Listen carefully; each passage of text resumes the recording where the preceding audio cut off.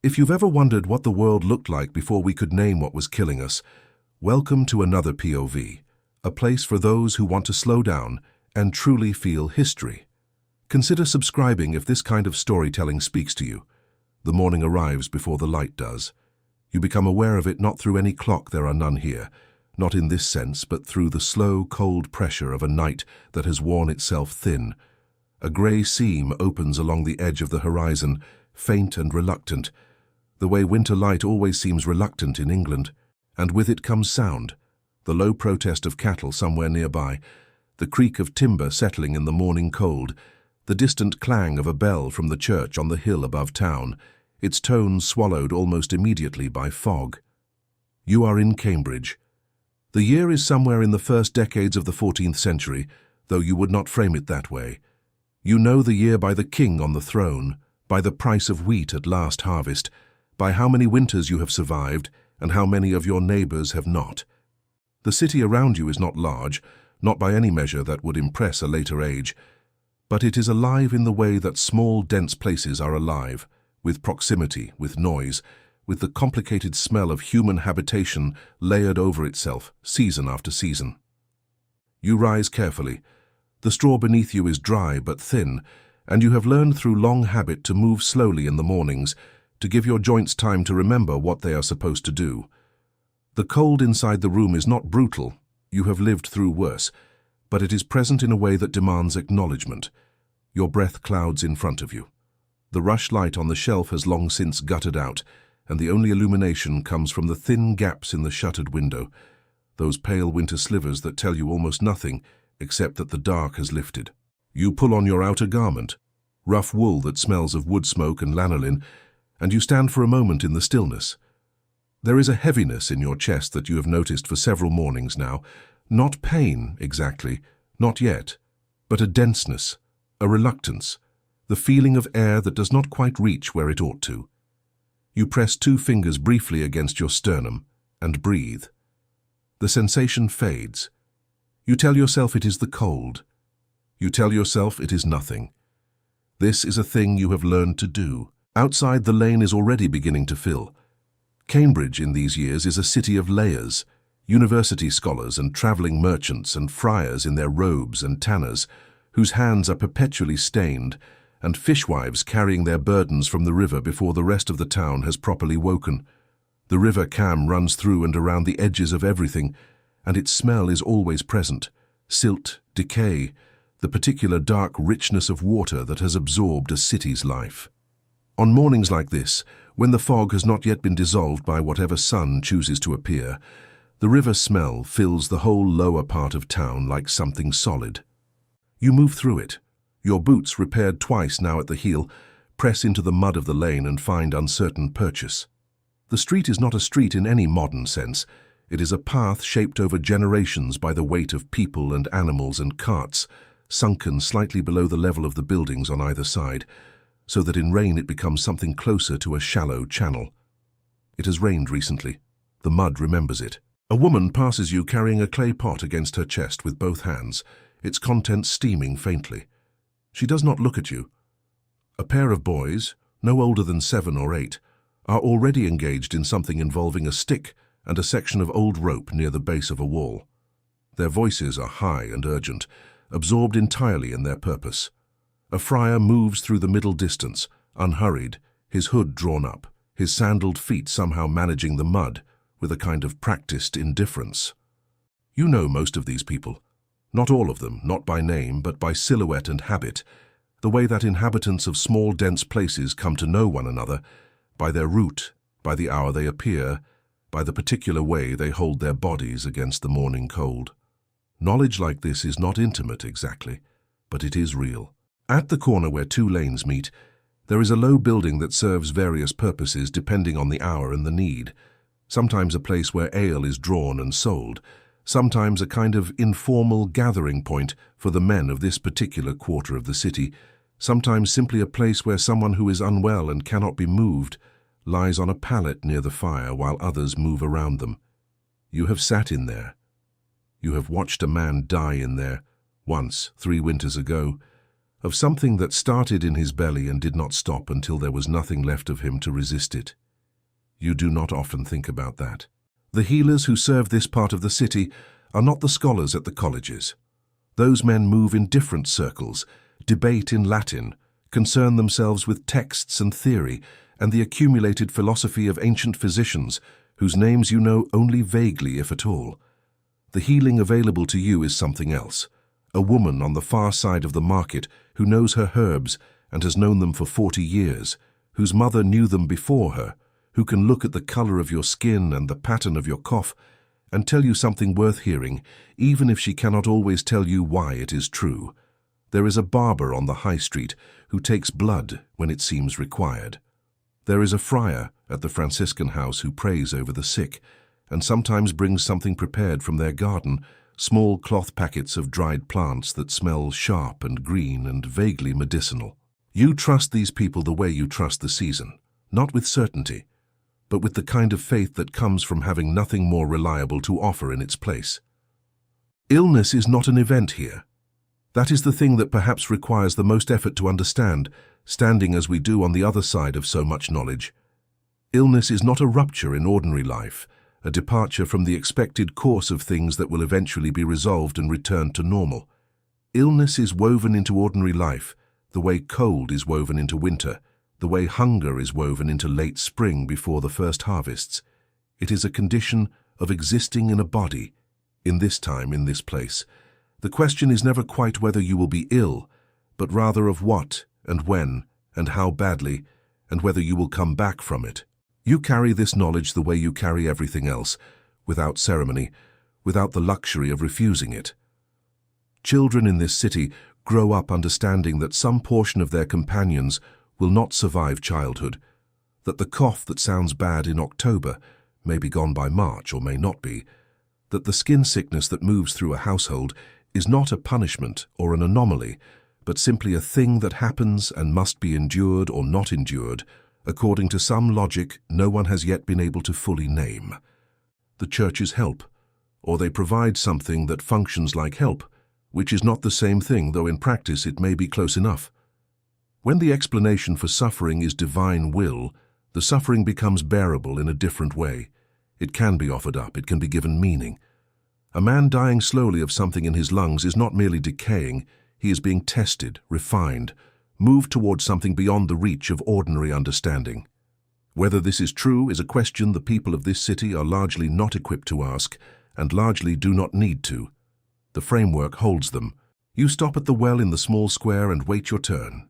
The woman ahead of you draws her water and moves away without speaking, and you lower the bucket into the dark and listen to the sound it makes when it hits the surface below. That hollow, resonant splash that has no equivalent in any other sound you know. The water, when you lift it, is cold enough to make your hands ache. You drink from it, cupped in your palms, and feel it move through you, sharp and clean, or close enough to clean that you cannot tell the difference. There are things moving through this city that you cannot see or name. There are always things moving through this city that you cannot see or name. A traveler arrived last week from the south, stopped one night at an inn near the bridge, left the next morning. You know this because someone mentioned it the way things are always mentioned here, not as news exactly, but as the texture of daily awareness, the small facts that constitute knowing where you are and what surrounds you, whether the traveler carried anything with him, whether whatever he carried found a place to settle, whether the heaviness in your chest and the heaviness that your neighbor mentioned yesterday and the cough you heard from behind the wall of the house on the lane 2 nights ago are connected or merely coincidental. These are questions you do not yet have the language to properly ask. The morning opens around you. The fog begins slowly to thin. Somewhere above the rooftops, invisible still, the sun is doing its patient work. The market will be setting up by mid-morning. There is bread to think about, and the leak in the roof that worsened in the last rain, and the man you owe a half-day's labor to before the week is out. The body's discomfort is noted and set aside. There is too much else that requires attention. You move through the lane. The city moves around you.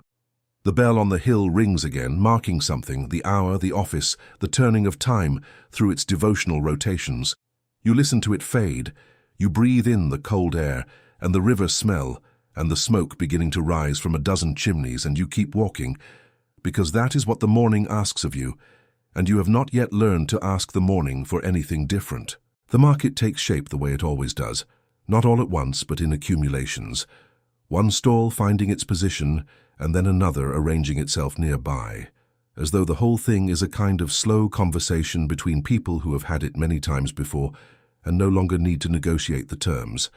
By the time you pass through the main square, the cloth merchant has his lengths of undyed wool draped over the wooden frame he brings each time, and the woman who sells dried herbs and small clay pots of rendered fat is already speaking with someone, her hands moving in the particular emphatic way she has when she is explaining something she considers important. You stop nearby not to buy, not today, not with what you have, but because stopping is permitted, and because you have learned over the years that proximity to certain conversations yields information worth having. The woman is explaining something about a preparation for chest ailments. You catch pieces of it, the name of a plant, the instruction to steep it in water that has been brought nearly to boiling but not quite, the number of days before the benefit can be expected.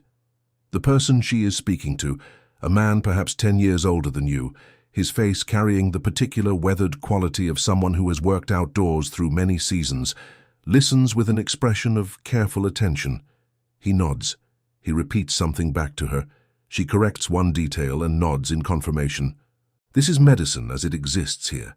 Not in a building set apart, not administered by a figure in formal robes consulting a written text, but in a market square on a cold morning, passed between people who trust each other, because trust is what they have in the absence of anything more formal. The woman selling herbs has knowledge. It lives in her hands and in her memory, and in the accumulated experience of watching what works and what does not over the course of a lifetime. It is not written down, it cannot be referenced or verified. It is simply hers, and she gives it as she chooses, and people take it because where else would they go? You move on. The heaviness in your chest is still present this morning, less than yesterday, you think, though you are aware that you may be telling yourself this because you prefer it to be true. The body has a way of negotiating with the mind about such things. You have watched other people do this, the way they describe their symptoms in terms slightly more optimistic than the evidence warrants, the way they find reasons to believe the bad sign is actually a neutral sign, the way even very sick people will sometimes insist they are improving right up until the moment it becomes impossible to insist. You do not judge this. It is a reasonable response to a situation in which there is very little that can be done and a great deal of living still required. The river appears between two buildings as you descend toward the lower part of the city, a grey-brown glint of it, the surface moving with a kind of slow, muscular intention, carrying its cargo of silt and debris and whatever else the city has released into it overnight. The Cam is central to everything here in ways both practical and atmospheric. Mills operate along its banks, goods arrive by barge, fish are caught in sufficient quantity to matter to the diet of anyone who lives within range of the market. And the river receives, as rivers always receive, the waste of the city that surrounds it.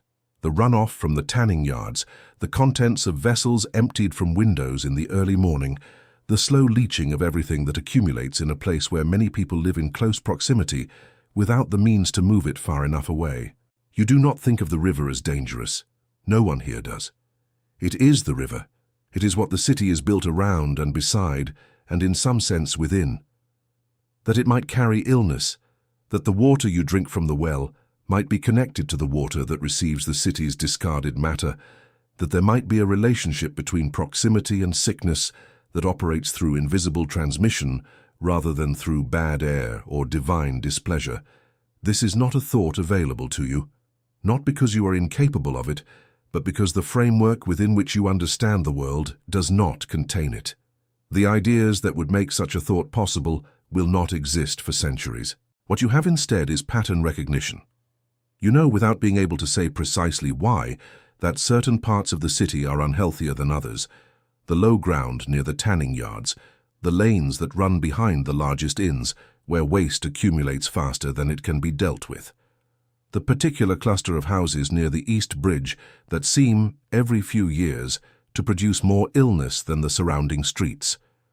You know this the way you know weather. not through theory but through accumulated observation over a lifetime of paying attention. Knowledge like this is not nothing. It shapes behavior in ways that occasionally serve people well, even when the explanation for that behavior is wrong. Moving a sick child away from the low ground near the water is a reasonable thing to do, even if the reason given is bad air rather than contaminated water. Burning the belongings of someone who has died of a contagious fever is destructive, wasteful, painful, and also effective in ways no one here can explain. The gap between what people do and why they believe they are doing it is very wide, but the doing sometimes helps. You turn into the lane where your neighbor Aldwin lives. He is a thatcher by trade, or was until last autumn, when something began in his knee that has made climbing difficult and descending worse, and which has left him increasingly confined to the lower rooms of his house and dependent on his eldest daughter, who is 14 and manages things with an efficiency that seems to exceed her years. You have brought him a portion of what you cooked yesterday, not from surplus exactly, but from the recognition that his situation requires it, and that this is how things work here. Not through formal charity, not through the intervention of distant institutions, but through the lateral movements of neighbors who are aware of each other's circumstances and respond accordingly. He is sitting when you arrive, near the small fire in the center of the room, his legs stretched out before him on a low stool. His face has the coloring of someone who has been mostly indoors for several months, pale, a little yellowish in the firelight, the skin around his eyes carrying shadows that are not quite the shadows of ordinary tiredness. He looks at you when you enter, and his expression does something complicated, gratitude, and something that might be embarrassment, and something underneath both of those that is harder to name. You set down what you have brought. You do not make much of it.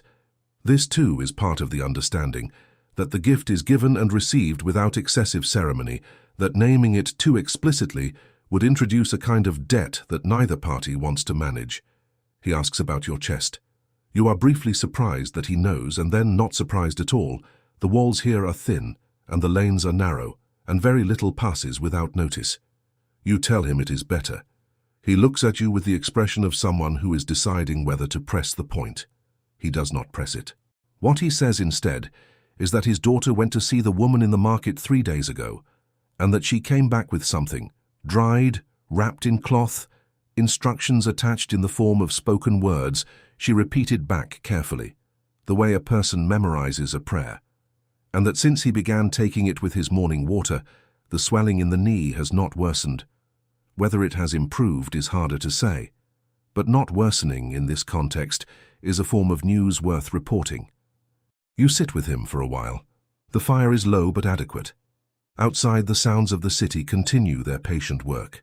Voices, animals, the occasional impact of something being set down or moved. The bell again in the distance, always the bell. Inside, you and Aldwin exist in the particular companionable quiet of people who have known each other long enough that silence requires no explanation. He tells you that the miller's son is unwell. Something in the lungs, he thinks. The cough has been bad for 2 weeks, visible even from the lane when the boy comes to the window, which he does sometimes in the afternoons, as though the light is something he needs to be near. You absorb this. 2 weeks is long enough to be concerning. The lungs, in this season, in this city, are the thing most worth worrying about. You know this from experience. Everyone knows it from experience. There is a man at the Franciscan house who is said to be learned in these matters, not a physician in the formal sense, but someone who has studied, who has access to texts brought back from places where medical knowledge was preserved and extended while it contracted elsewhere.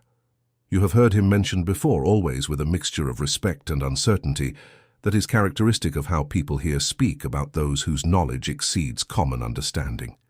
He is said to have views about illness that diverge from the standard explanations, though what exactly those views are and where they come from and whether they translate into treatments that help, this is all less clear, filtered as it is through the imprecise medium of neighborhood conversation. Aldwin mentions him now, obliquely, the way he mentions most things, circling the subject rather than approaching it directly, as though he wants you to arrive at the conclusion yourself.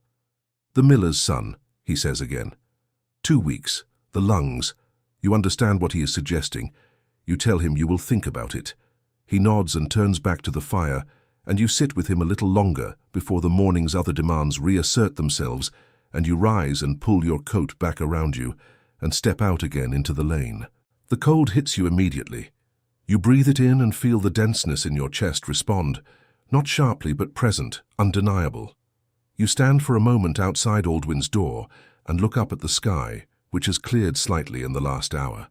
The fog thinned enough that you can see a pale sun attempting itself above the rooftops to the south. The city continues around you, indifferent and intricate, full of people conducting their lives inside the same invisible circumstances that shape yours. The bad air, the cold river, the accumulated weight of a winter that is not yet done, the knowledge that any morning could produce a new and nameless difficulty. You do not dwell on this.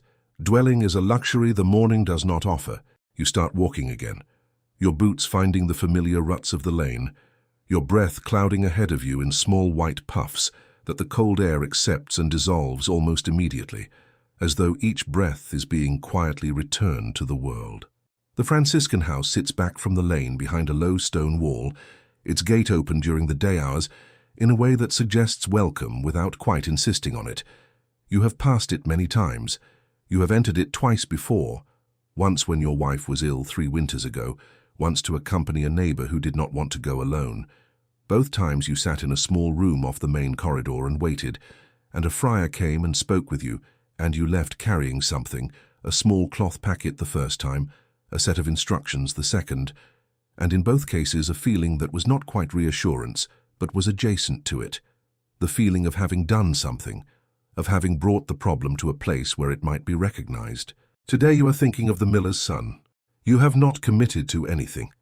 You told Aldwyn you would think about it, and you have been thinking about it, and the thinking has brought you here without quite resolving into a decision. This is how many things happen, not through deliberate choice, but through a kind of gravitational movement, toward whatever seems most reasonable given what is available. The boy has been coughing for 2 weeks. His father is not the kind of man who asks for help easily, which means he has not yet asked, which means someone else may need to consider it on his behalf. You stop at the gate. A novice is sweeping the path inside, his movements unhurried, the sound of the broom against the stone path, a dry, rhythmic whisper in the cold air. He glances at you without stopping. You ask whether the brother who tends to the sick is available. The novice nods toward the interior and resumes his sweeping, and you take this as sufficient invitation. The corridor inside smells of stone and candle wax and something herbal, not unpleasant, something green and slightly sharp that you cannot immediately identify, but which suggests the back rooms where preparations are made. It is quieter inside than the lane, the thick walls absorbing the city's noise, until what remains is a kind of muffled awareness of it, rather than the thing itself. Your footsteps are louder than you expect on the stone floor. You slow them without meaning to. The man you find in the small room at the end of the corridor is not what you imagined when Aldwyn mentioned him, though you are not certain what you imagined. He is older than you, somewhere past 50, you think, though it is difficult to place age precisely in faces shaped by as much work and weather as most faces here carry.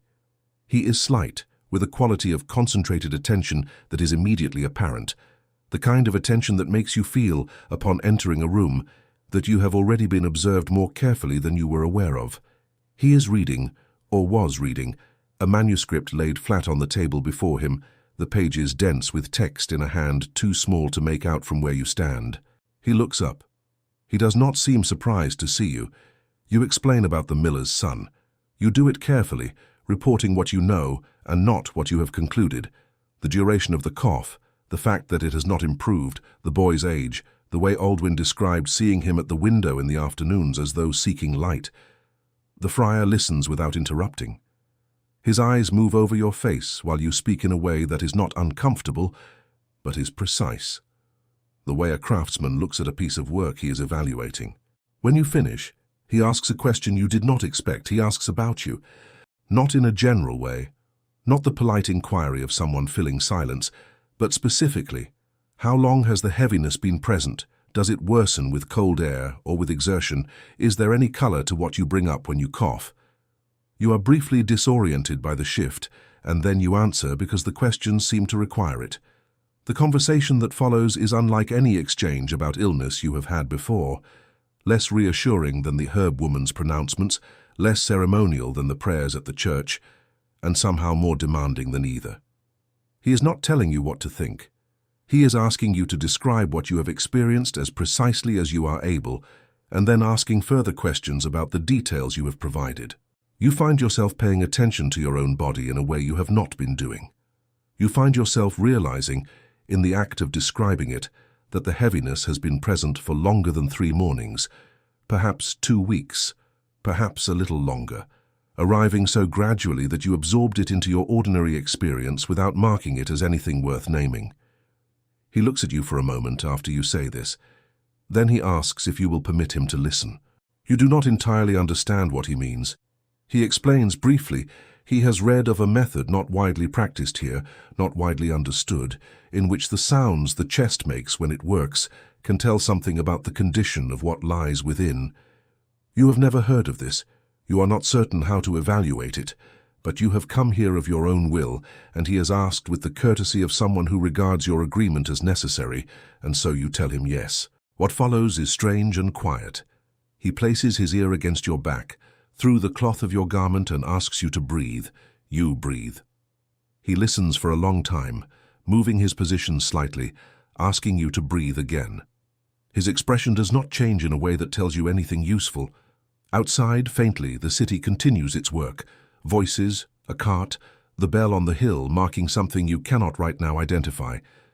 Inside this room, the only sounds are your breathing, and the small adjustments of his movement and the faint scratch of something in the wall that is probably a mouse. He straightens. He is quiet for a moment, not dramatically, not in the way of someone preparing to deliver a verdict, but in the way of someone thinking carefully about what to say and how to say it. Then he speaks.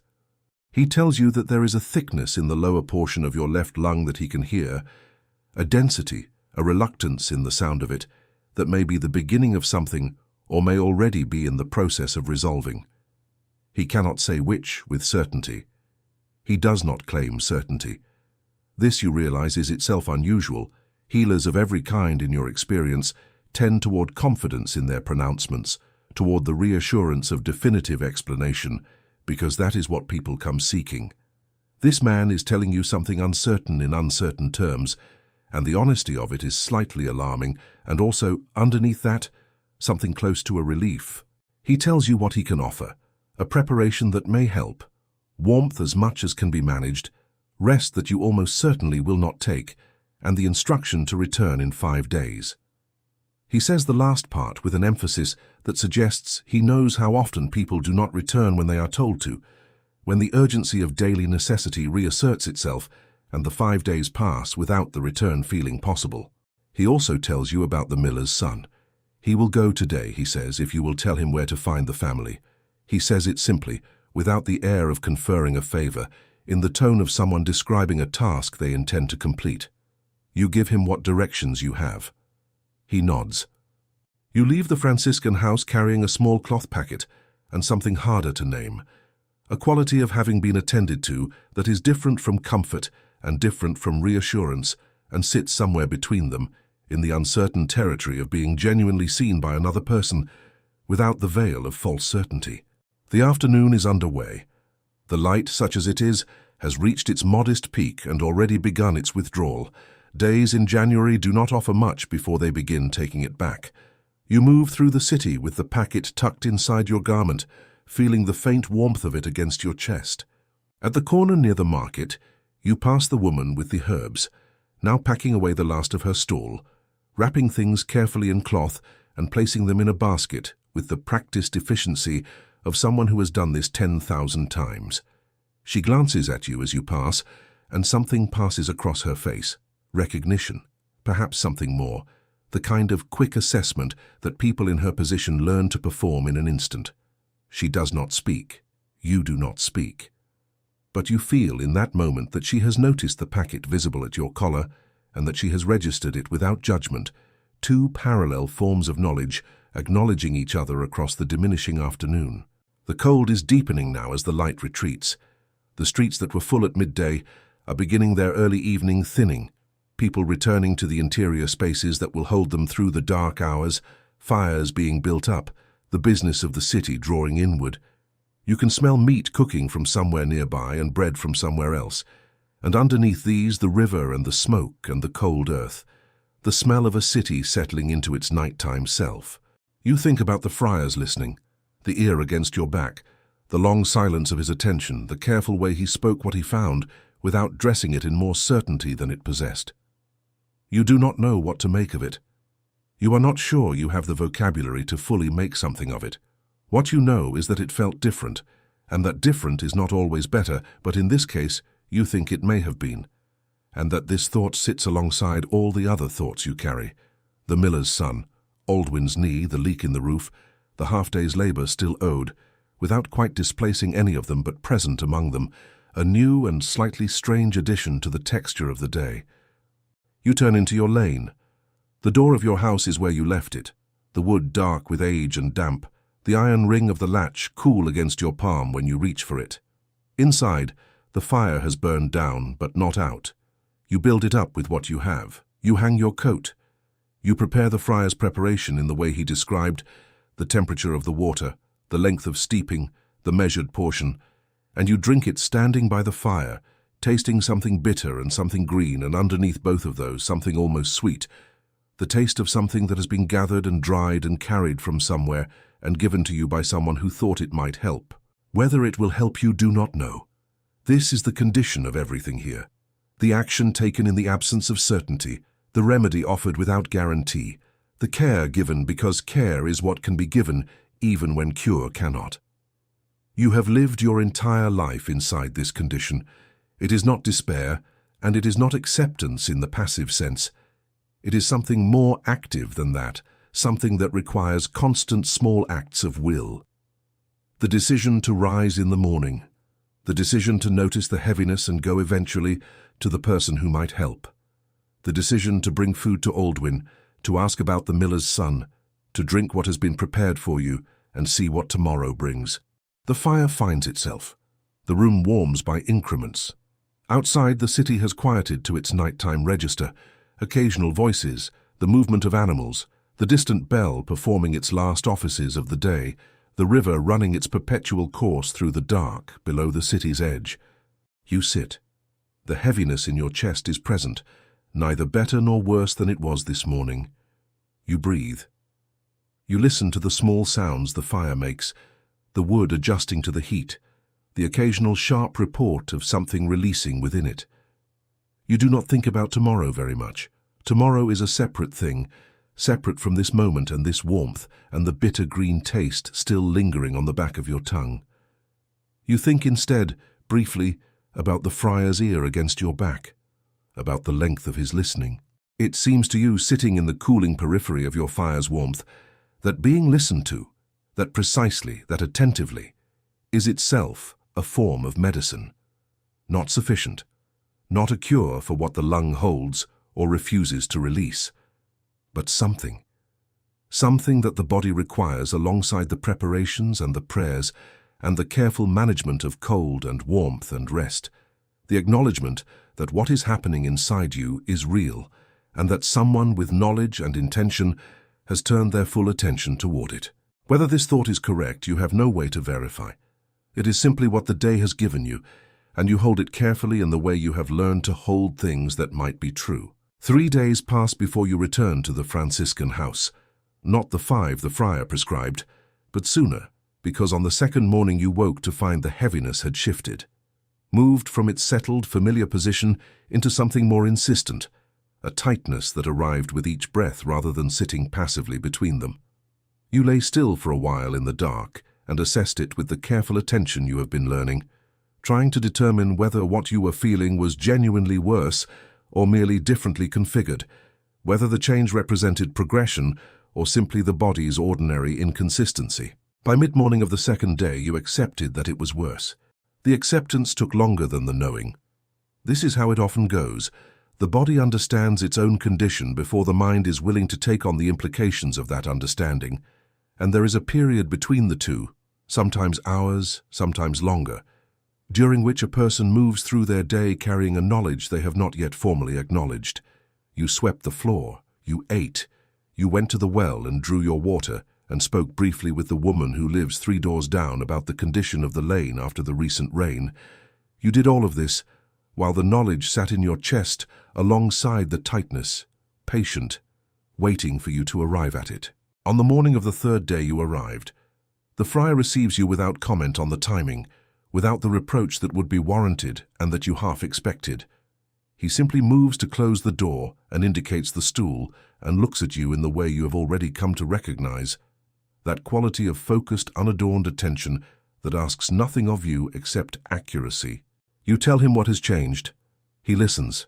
He asks his precise questions again, and you answer them with more fluency this time, having spent 2 days in closer conversation with your own symptoms than you are accustomed to. He listens again at your back, longer than before, repositioning twice. When he straightens, his expression has shifted slightly, not toward alarm, but toward something more considered, the look of someone recalculating. He tells you that the density has increased. He tells you this plainly, and with the same careful qualification he used before. He cannot say with certainty what it represents or how it will proceed. What he can say is that it requires more than the preparation you have been taking, and that rest is no longer a suggestion, but a condition he is asking you to treat as seriously as any other instruction he might give. You tell him about the roof, about the labor owed, about the several small obligations that constitute the basic maintenance of your life and that cannot simply be suspended because your lung has decided to become difficult. He listens to this too, and his expression does not change in the way of someone who does not understand these constraints, but in the way of someone who understands them entirely and is holding them alongside the medical reality and finding the combination genuinely difficult. He tells you that he has visited the miller's son. He says this without transition, moving from your situation to this other one in a way that suggests both are present in his thinking simultaneously. The boy's condition, he says, is serious. The same density, further developed, the cough-producing material that indicates the lung is working hard against something established within it.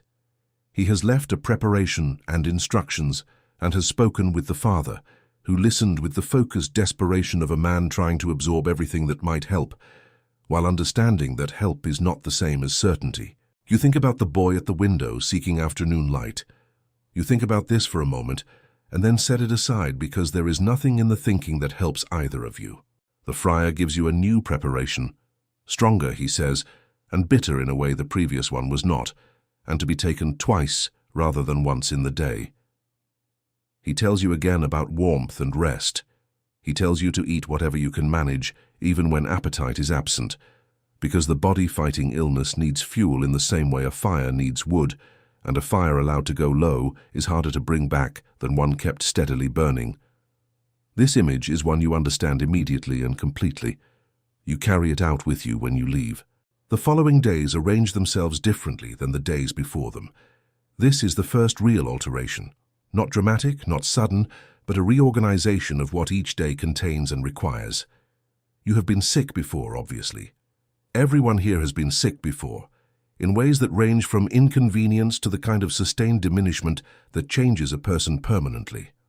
What you have not often done is submit to it in the particular way the friar has asked, to treat the illness as the primary fact of the day, rather than a secondary condition to be managed around the primary facts of work and obligation. It goes against something deep in how you understand yourself. You are not a person accustomed to being tended. You have tended others, your wife through her illness, your children through theirs, Aldwin in his current difficulty, and the movement of care in that direction has always felt natural, correct, aligned with who you are in relation to the world.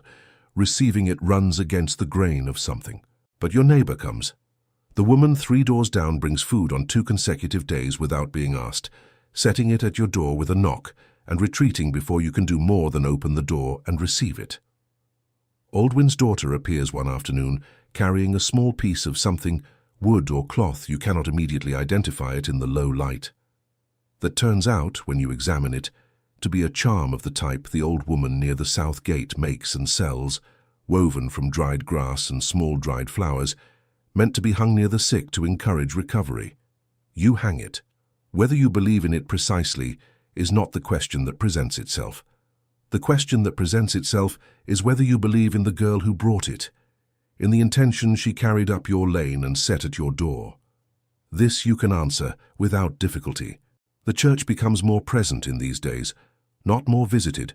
You are not going out much, but more present in the sense that its rhythms impose themselves on your awareness more insistently than usual.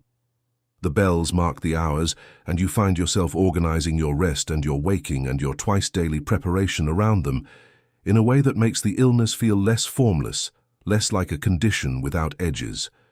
The structure the church provides is not medical, but it is real.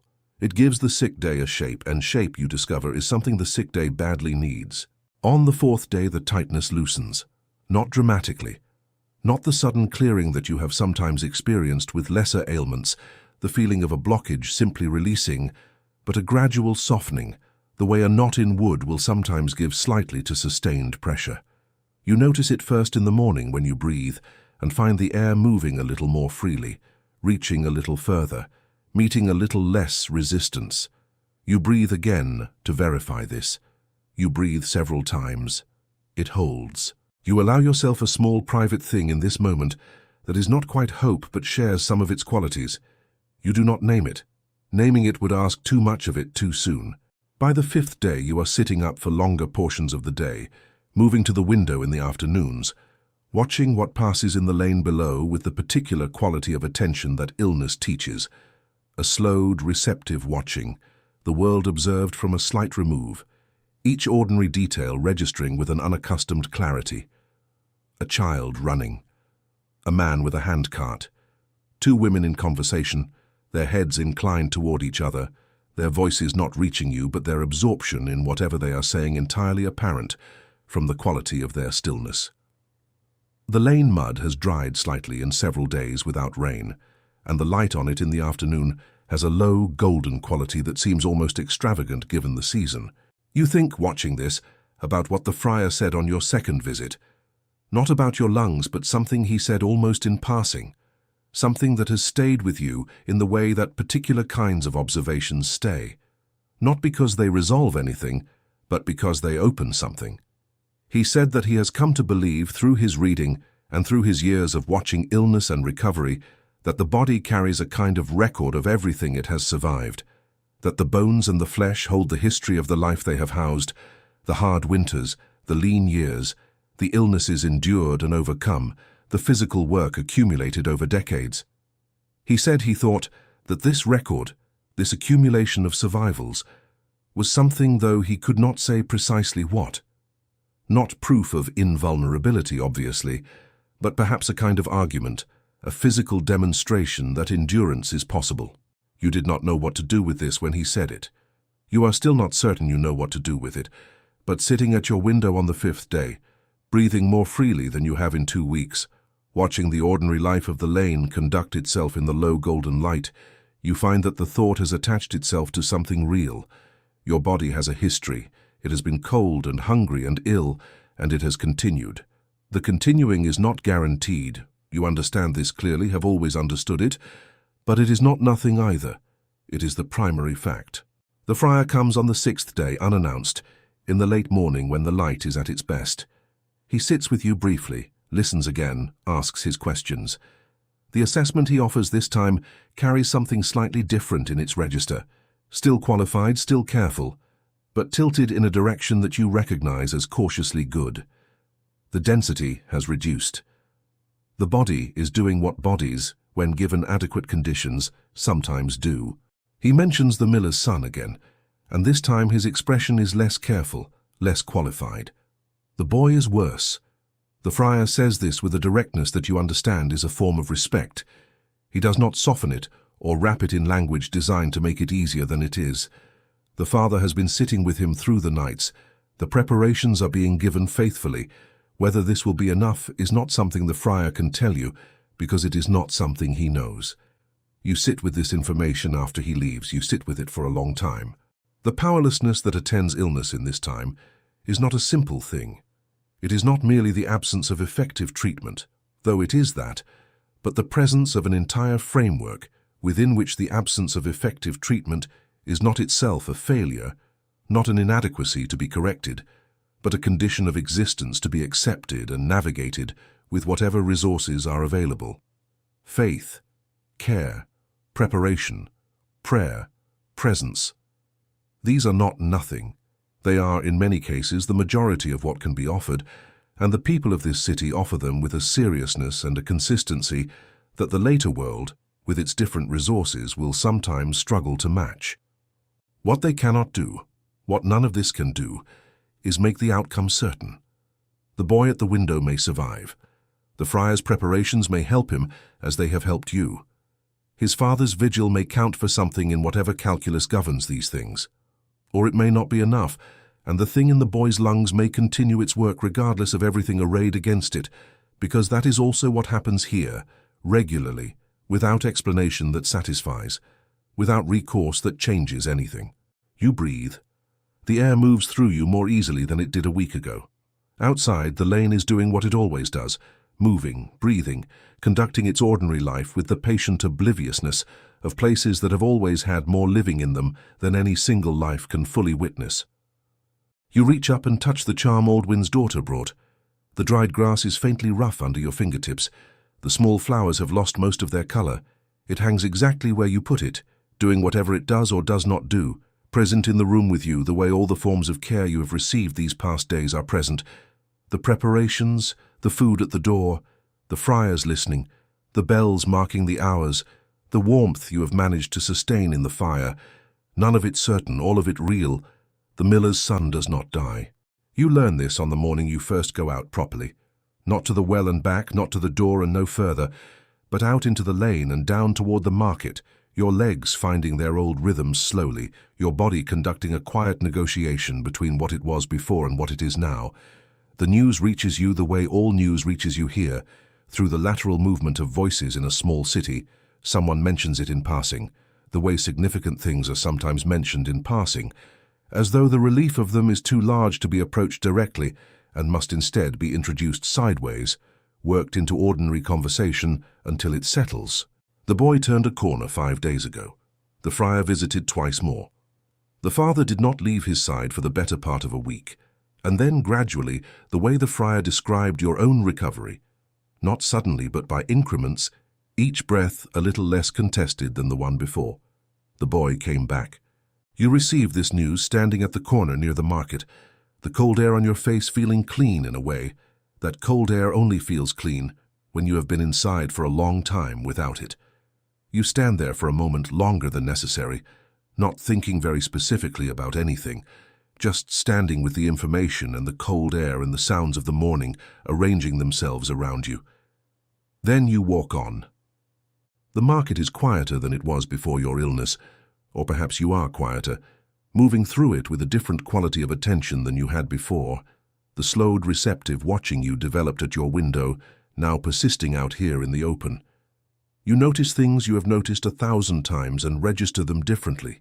The particular weight of the cloth merchant's wool samples in his hands as he holds them up, the way the light comes through the gap between two buildings at this hour and falls across the muddy ground in a stripe of pale gold, the sound of the herb woman's voice as she speaks to a customer, low, unhurried, the voice of someone who has explained the same things many times and found that patience is the primary ingredient in useful explanation. She sees you.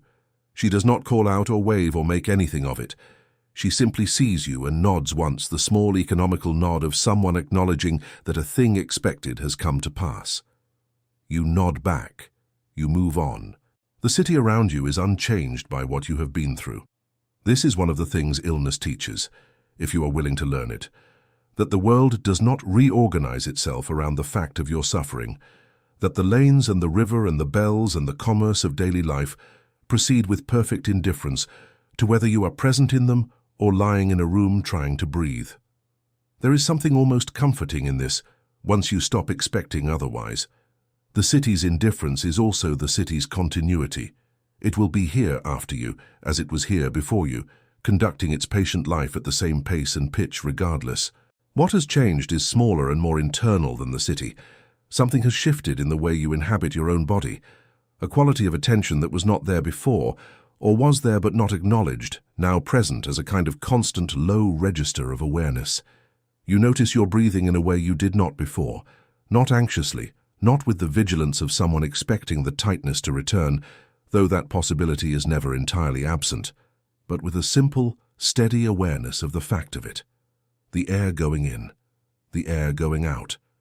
The body doing this uncountable thing without your direction, as it has always done, as it will continue to do until it does not.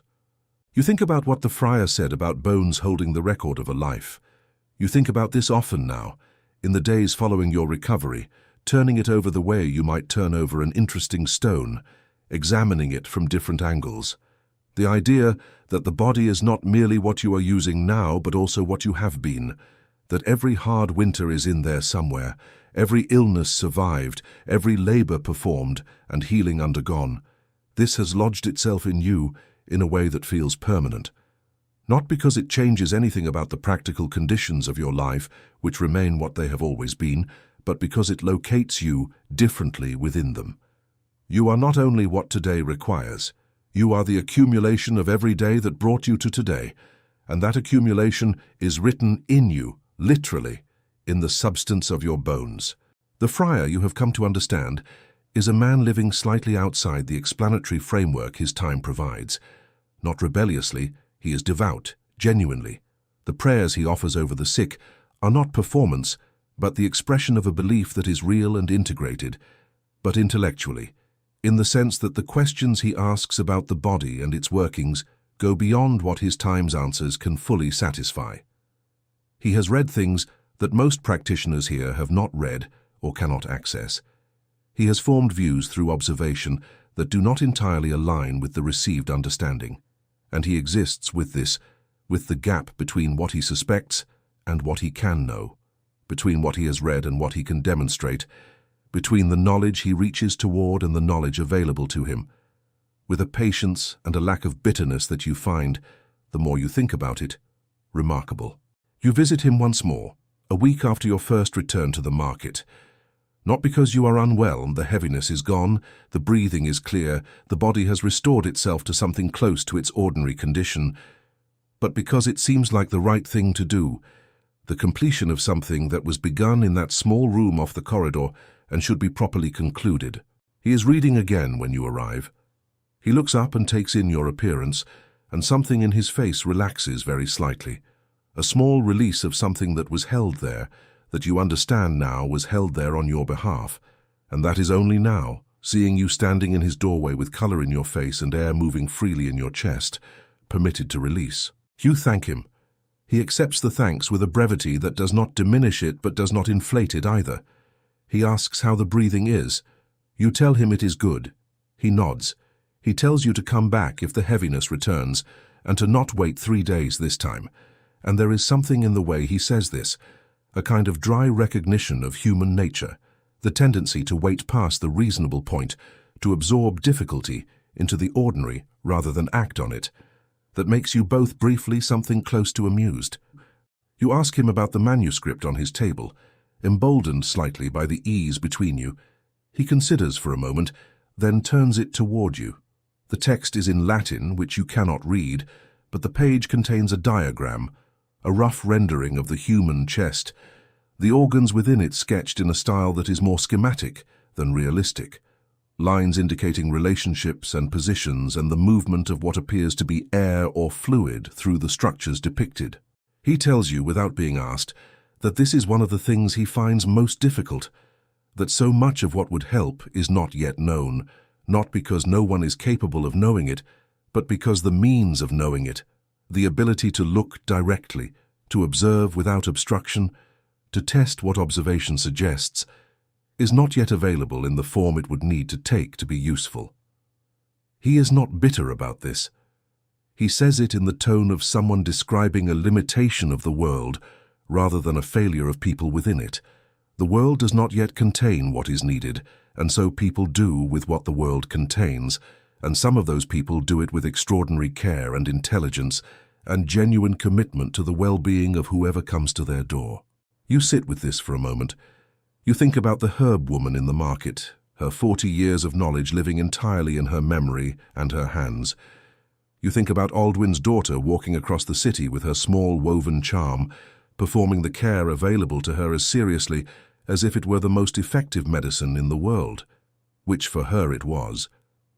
You think about your neighbor bringing food to your door without being asked, the calculation she made in which your need and her ability to meet it required no more justification than proximity and awareness. None of them had what the friar reaches toward in his manuscripts: the direct knowledge, the confirmed understanding, the treatments that work because the cause is known.